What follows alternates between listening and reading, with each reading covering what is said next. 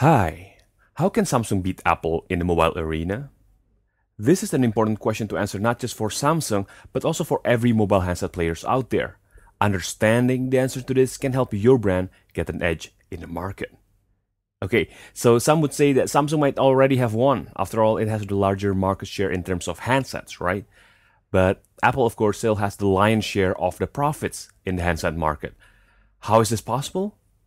Well, tech writers like to talk about how one is better than the other in terms of technology and features, but really, at the end of the day, to the average Joe, they're quite similar, right? That's why they're suing each other in the first place. What really matters is the perception of the two brands. Perception shapes customers' expectations and in turn shapes their satisfaction with the brand experience. Fans of brands are created not by features but by perception.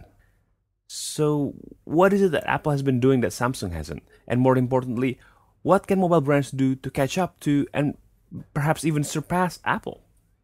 Is it a question of creating a fun, tongue in cheek commercial that makes fun of Apple? Kind of like how Apple used to make fun of Microsoft to boost up its own brand back in the days? Or is it something else?